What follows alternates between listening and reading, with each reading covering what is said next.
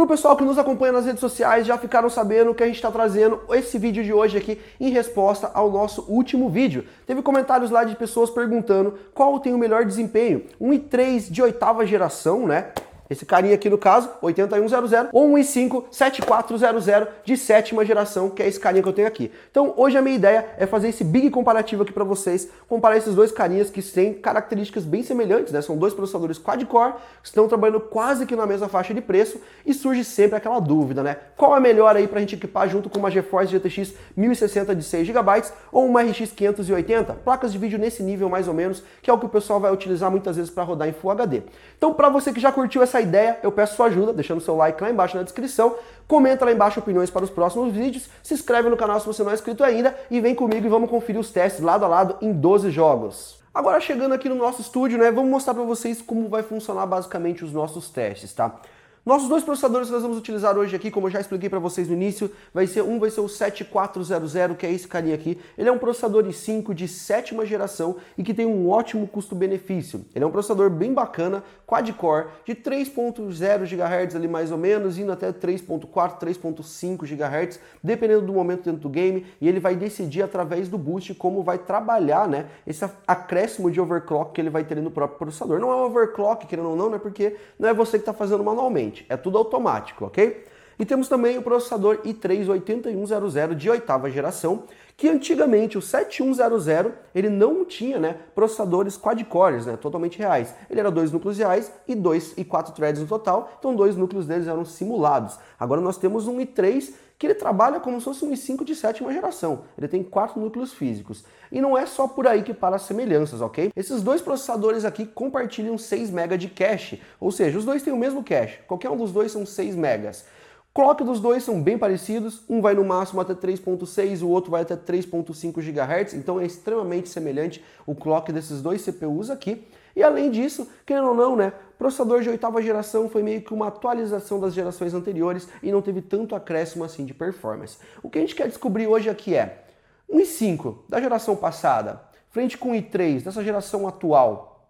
Quem se leva melhor aqui nesses testes? Quem consegue levar melhor uma placa de vídeo para Full HD? Com um desempenho bacana dentro de jogos. Por exemplo, uma GTX 1060 de 6GB ou uma RX 580 de 8GB. No nosso caso hoje aqui a gente vai testar a RX 580, mas ela é a concorrente direta da 1060, então poderia ser essa placa de vídeo também.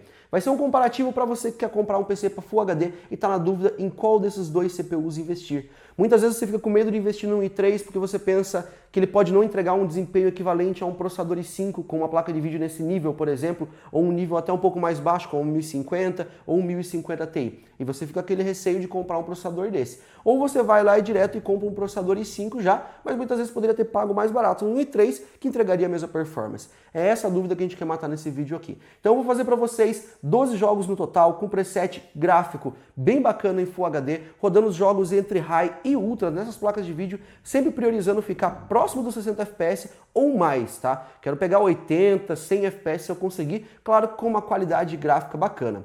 Os dois kits eu estou deixando a configuração completa lá na descrição para vocês e também uma dica de recomendação de computadores para vocês montarem com esses dois CPUs aqui. Porque a ideia é comparar lado a lado e quem vai decidir quem é o melhor aqui é vocês, beleza? Já espero contar com o like de vocês, favorito, e agora vamos para os nossos testes aqui. Nosso primeiro game aqui é o game Dirt Rally, um jogo que o pessoal curte bastante aí. Então na tela para vocês têm lado a lado 7400 e 8100. A média dos dois processadores foram muito boas, né? Basicamente todos os jogos. No Dirt Rally aqui em específico, por média de 3 FPS a mais ali, o processador i5 7400 acabou levando vantagem em cima do 8100. Nosso segundo game aqui é o Far Cry Primal. Far Cry Primal, o pessoal que conhece aí sabe que é um game bem pesado, então mesmo a gente rodando num preset ali, não muitas vezes no máximo, rodando ali no high ou no muito alto, ele se torna pesado para uma placa de vídeo como uma 1060 ou uma 580, por exemplo. No nosso caso, 580. Média no 7400 foi de 64 FPS e agora a vantagem já foi para o processador i3. Nosso amigo 8100 conseguiu 71 FPS de média, uma vantagem bem grande em cima do 7400. No game For Honor, nós tivemos médias bem parecidas em qualquer um dos dois processadores. Foi 84 FPS para o processador 7400 e 84 FPS de média para o processador i3 8100. Vale lembrar que as quedas e quedas bruscas, 1% e 0.1% low, também foi bem semelhante para qualquer um dos dois CPUs. Agora puxando para o game Ghost Recon Wildlands, vocês podem acompanhar ali que ele mesmo sendo um game bem pesado, nós conseguimos ali uma média bem próxima dos 60 nos dois CPUs. Nesse caso aqui o i5 levou uma pequena vantagem, 62 FPS contra 57 do processador i3 8100, utilizando o benchmark fixo do game. No Metro Last Light Redux é um game já que não é muito novo, mas ele ainda é uma referência muito boa, né, pra gente medir o desempenho nos kits, né, porque ele é um game que ele não pesa para nenhum dos lados e ele consegue rodar com qualquer GPU de maneira bem tranquila, qualquer processador de maneira bem tranquila. Nós conseguimos ali uma média geral de 63 FPS para o processador i5 7400 e uma média geral de 64 FPS, um FPS a mais para o processador i3 8100. Agora puxando para os games de corrida, Project Cars 2, que é um game muito bonito, muito bem feito, a média foi extrapolada e grande para qualquer um dos dois CPUs. Um empate técnico basicamente. 99 FPS de média para o 7400 e 100 FPS de média para o processador i3 8100. Vai lembrar que as quedas e quedas bruscas para qualquer um dos dois CPUs também foi bem semelhante e qualquer um dos dois leva tranquilamente Project Cars 2. Puxando agora para títulos de esportes, vamos ter aqui o Rainbow Six Siege, tá? Para o pessoal que curte um game aí mais pesadinho aí, né? Quer um game aí de FPS, quer puxar também para um lado mais esportes, virar um pro player da vida, esse teste aqui é bacana para vocês. Qualquer um dos dois processadores vai levar extremamente tranquilo junto com uma 580. Inclusive, se você quiser rodar em monitores 144 Hz, é uma configuração recomendada. Por quê? Nosso processador 7400, que é o i5, conseguiu 166 FPS de média, com uma queda na casa dos 108 FPS. E o processador i3 8100 conseguiu 159 FPS de média e 96 nas quedas, que é 1% low. Então qualquer um dos dois vai levar tranquilamente, mas o processador 8100 levou com um pouquinho menos de FPS. Mas nessa casa de FPS ali, de 150, 160, um tantinho desse de FPS não vai representar nem 5% de diferença, nem 2% de diferença se bobear. Rise of Tomb Raider, quem levou a melhor aqui, como vocês podem ver, é o processador i3. O i3 8100 conseguiu 71 FPS de média contra 57 FPS de média do i5 7400. Outro empate técnico aqui nas nossas gameplays, Game The Division. É um game bem pesado, muito bem trabalhado e também muito bonito. 62 FPS de média para o i5 7400 e 62 FPS de média para o processador 8100, que é o nosso caso é o i3. Só que quem teve aqui as quedas mais bruscas no caso foi o i5 7400, na casa dos 33 no 0.1% low e 39 no 1% low. Mas mesmo assim foi uma diferença bem pequena e bem pontual. Agora, um dos games aí favoritos e mais pedidos aqui no canal, PUBG, não poderia faltar ele aqui, né? Processador i5 e processador i3 levou tranquilamente o game com a 580. 7400 conseguiu 71 FPS de média e o i3 8100 levou vantagem, conseguiu 75 FPS de média, mostrando que ele é uma melhor opção para o PUBG. Mas a diferença também foi pequenininha, então dependendo do caso ali pode se considerar até um empate técnico.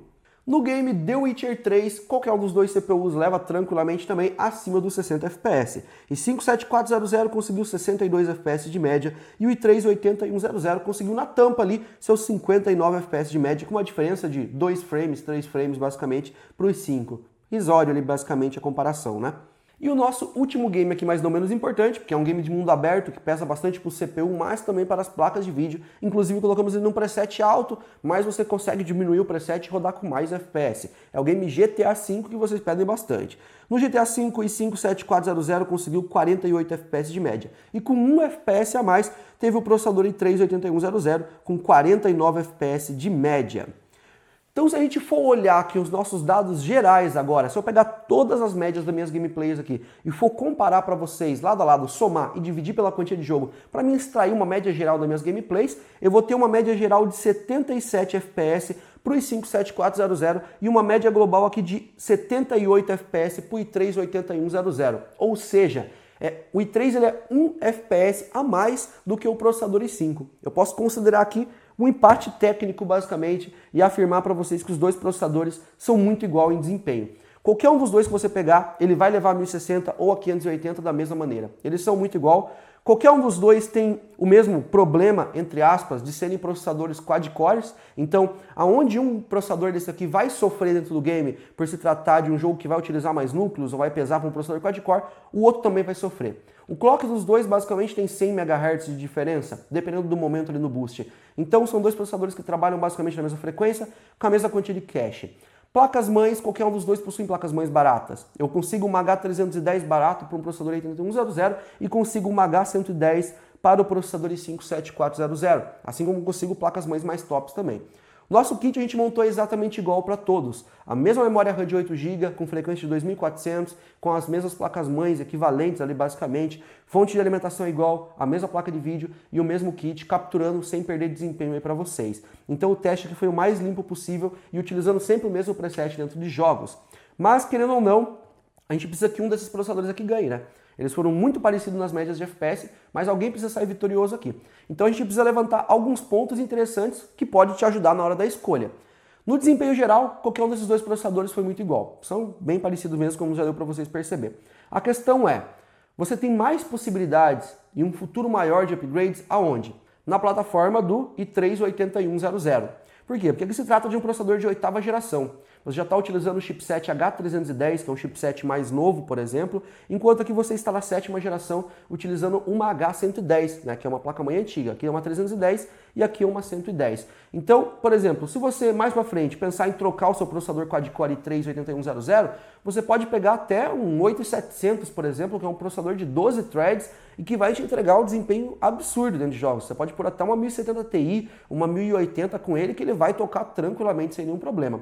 Agora, se você preferir, né, por exemplo, colocar o i5 7400, você vai estar utilizando uma H110. Uma H110, o máximo que você vai poder pôr de processador ali é um 7700, por exemplo, ou 7700K, sem fazer um overclock, que ainda assim é um processador quad-core. Mesmo trabalhando com seus 8 threads no total, ele é um processador quad-core, diferente do i7 que você pode expandir mais para frente aqui e sendo um processador, né, 6-core já real. Assim como você pode colocar um i5 8400 ou 8500, que também é 6-core real nessa plataforma aqui. Então as possibilidades de upgrade você pode encontrar muito mais facilmente no 8100. Mas no desempenho bruto geral, os dois processadores são iguais. O que vai limitar aqui só é a questão do upgrade. Além disso, tem uma diferença de preço. Eu montei dois setups, vocês podem ver essa configuração lá na descrição, pelo sistema de monte do seu PC da Pichão Informática.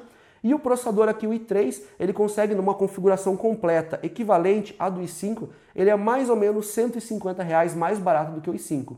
E se ele entrega a mesma performance e é R$150 mais barato, e ainda te dá as opções de upgrade, logo, talvez você tenha uma opção mais interessante aqui. Não que o i5 não seja legal também, mas é uma opção a se pensar aqui o nosso amigo i3, beleza? Galera, espero que vocês tenham curtido esse comparativo aqui que a gente fez hoje para vocês. Tenha sanado essa dúvida que vocês têm do processador i3 com o processador i5 de 8ª e de 7ª geração. Isso foi uma pergunta que jogaram no nosso último vídeo lá e a gente trouxe aqui para vocês hoje em forma de teste. E por falar em pergunta aqui no nosso vídeo, não esquece de lançar sua pergunta aqui embaixo para a gente trazer no próximo vídeo. E aproveitando esse momento aqui, vamos responder algumas dúvidas no nosso último vídeo, aqui no nosso vídeo agora. A nossa primeira pergunta aqui é do Dark Tinger. Ele perguntou ali, ó, Intel Core i5 8400 versus AMD Ryzen 5 2600. Então, na verdade assim, esses dois processadores eles são bem semelhantes. Você já deve perceber que pelas especificações, qualquer um dos dois possui 6 núcleos reais, tá? O Ryzen 2600 são 6 núcleos reais e o i5 8400 também é 6 núcleos reais. Muda a arquitetura de um processador para o outro, muda o clock também, mas o desempenho no geral dos dois processadores é bem semelhante, principalmente dentro de jogos, com uma pequena vantagem para o i5 8400.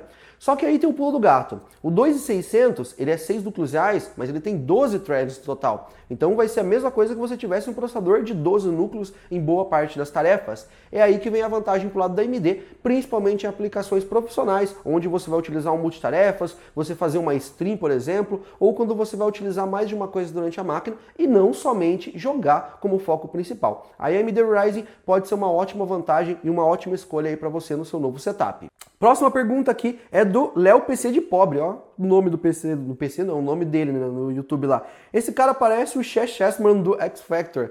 É aquele programa de famosos lá, né, que o pessoal vai lá pra cantar. Será que eu pareço mesmo, produção? O que você acha? Tô parecido? Não? Ó, o pessoal não concordou aí, não tô tão parecido assim não. Próxima pergunta aqui é do Michael Divala, tá? Michael Divala da Silva. Ele colocou aqui, ó, ultra wide ou 16:9. Então, no caso é 21:9 ou algo desse tipo, nessa proporção, né? Ou 16:9. Na verdade, assim, você utilizar um monitor no padrão 16:9, né? Só wide, né? O monitor e não um ultra wide, ele é vantajoso principalmente para games, tá? Principalmente jogadores profissionais de esportes, para game e uso cotidiano, ele é perfeito, não tem nem o que falar. Quais as vantagens de você utilizar um ultra wide 21:9?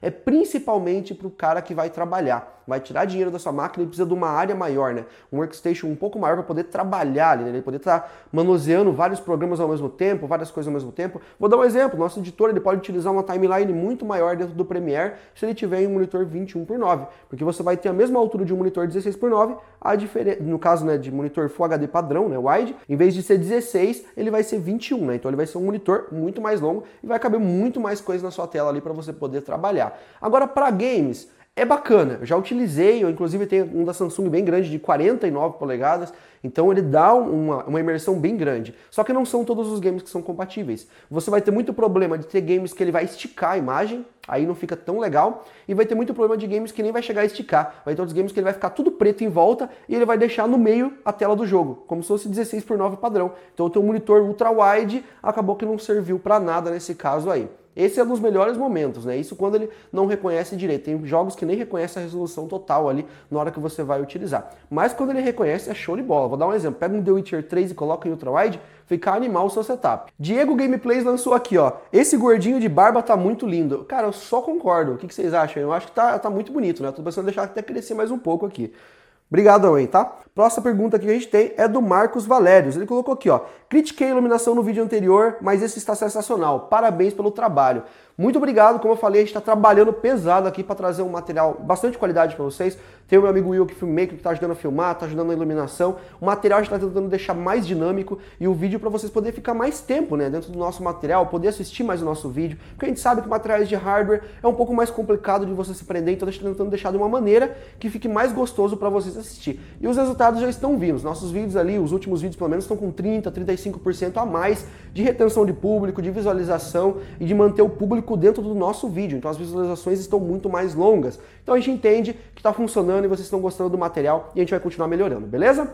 Para vocês que curtiram esse vídeo, não esqueça de deixar seu like, favorito, e para você que quer sua pergunta respondida no próximo vídeo, comenta aqui embaixo, lá embaixo nos comentários, que a gente vai estar de olho, vai estar respondendo, e as mais bacanas a gente vai trazer no próximo vídeo aí para vocês, vai estar respondendo, beleza? Dicas de materiais, coloca lá embaixo nos comentários também, e se inscreve no canal se você não é inscrito ainda, e ativa a sininho aqui para receber todas as notificações dos nossos vídeos, galera. Até a próxima!